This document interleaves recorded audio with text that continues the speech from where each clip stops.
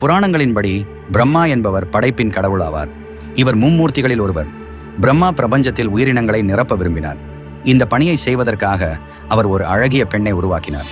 அவளின் பெயர் சதரூபா. சில புராணங்களில் சரஸ்வதி அல்லது சாவித்திரி என்றும் அழைக்கப்படுகிறார். சதரூபா என்ற பெயருக்கு 100 வடிவங்களை உடையவள் என்று பொருள். இது அவளின் அழகு மற்றும் பல்துறை தன்மையை குறிக்கிறது. பிரம்மா சதரூபாவின் அழகில் மிகவும் ஈர்க்கப்பட்டார். அவள் செல்லும் இடமெல்லாம் அவளை நோக்கினார். சதரூபா அவரது பார்வையிலிருந்து தப்பிக்க இங்கும் அங்கும் நகர்ந்தாள். அவளை பார்க்க பிரம்மா அவள் செல்லும் திசைகளில் தலைகளை வளர்த்து கொண்டார். சதரூபா சங்கடமடைந்து இந்த நிலையிலிருந்து தப்பிக்க ஆகாயத்தை நோக்கி சென்றார். அவளை தொடர்ந்து பார்க்க பிரம்மா தனக்கு 5வது தலையை உருவாக்கி கொண்டார். இந்த 5வது தலை அவரது ஆசை மற்றும் பற்றை குறிக்கிறது. இதை கண்ட சிவபெருமான், இந்த ஆசை தகாதது, தெய்வீக சக்தியை தவறாக பயன்படுத்திவிட்டாய் என்று கூறி பிரம்மாவின் 5வது தலையை கொய்தார். பின்பு பிரம்மாவை யாரும் வணங்க மாட்டார்கள் என்று சாபமளித்தார். இதனால் தான் இந்தியாவில் வெறும் 2 இடங்களில் மட்டுமே பிரம்மாவிற்கு கோவில் உள்ளது.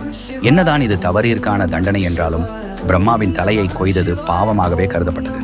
இதனால் பிரம்மஹத்தி சாபத்திற்கு ஆளானார் சிவபெருமான். அதே ஆடு கிள்ளப்பட்ட பிரம்மாவின் 5வது தலையின் கபாலம் சிவபெருமானின் கைகளில் ஒட்டிக்கேண்டது. சிவனுக்கு படைக்கப்படும் உணவு அனைத்தையும் இந்த கபாலம் விழுங்கியதால் சிவபெருமானே உணவு இல்லாமல் அலையும் நிலை ஏற்பட்டது. பிரம்மாவின் தலை கிள்ளப்பட்டதற்கு பார்வதி தேவி தான் காரணம் என நினைத்த சரஸ்வதி தேவி பார்வதிக்கு சாபம் அளித்தார். இதனால் பூமியில் பல இடங்களில் அலைந்து திரிந்த பார்வதி தேவி இறுதியாக மலை அரசனுக்கு மகளாக பிறந்து மேல்மலையனூருக்கு வந்து புற்று உருவில் தவம் செய்ய துவங்கினாள். சிவபெருமான் உணவுக்காக அலைந்து கொண்டிருக்கையில் மேல்மலையனூர் என்ற இடத்தை அடைந்தார். அப்போது மகாலட்சுமியின் அறிவுரையின்படி பார்வதி தேவி உணவு சமைத்து அதை 3 பகுதிகளாக பிரித்தார். இந்த உணவை சிவபெருமானின் கையில் இருந்த கபாலத்திற்கு அளித்தார். பார்வதி தேவி முதல் 2 பகுதிகளை சரியாக கொடுத்தார். ஆனால் 3ஆம் பகுதியை வேண்டுமென்றே தவறவிட்டார். உணவின் சுவையில் மயங்கிய கபாலம் அதை பிடிக்கும் ஆசையில் சிவபெருமானின் கையிலிருந்து விடுபட்டது. கபாலம் மீண்டும் சிவபெருமானின் கையில் ஒட்டிக்கொள்ளாமல் இருக்க பார்வதி தேவி அதை தனது காலால் மிதித்தாள் என தல புராணம் கூறுகிறது. பார்வதி தேவியின் இந்த உக்கிரத்தை தணிக்கவும் சாந்தப்படுத்தவும் மாசி மாதத்தில் தேர் திருவிழா மற்றும் ஊஞ்சல் உற்சவம் நடத்தப்படுகிறது. இந்த திருவிழா மாசி மாதத்தில் மகா சிவராத்திரிக்கு பிறகு வரும் அமாவாசையில் தொடங்கி 13 நாட்கள் நடைபெறும். இதில் பிரம்மாவின் கபாலத்தை பார்வதி தேவி தனது காலால் மிதித்து அழித்த நாளை மயான கொள்ளை என்ற பெயரில் ஒரு பெரிய திருவிழாவாக கொண்டாடுகின்றனர்.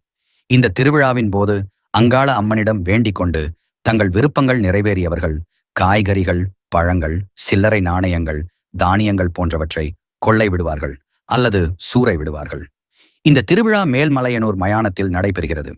திருவிழா முடிந்த பிறகு மயானத்திலிருந்து சாம்பலை எடுத்துச் சென்று ஒரு துணியில் கட்டி வீட்டு வாசலில் தொங்க விடுவார்கள்.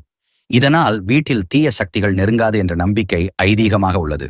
இந்த வீடியோ பிடிச்சிருந்தா லைக் பண்ணுங்க, ஷேர் பண்ணுங்க, மறக்காம சப்ஸ்கிரைப்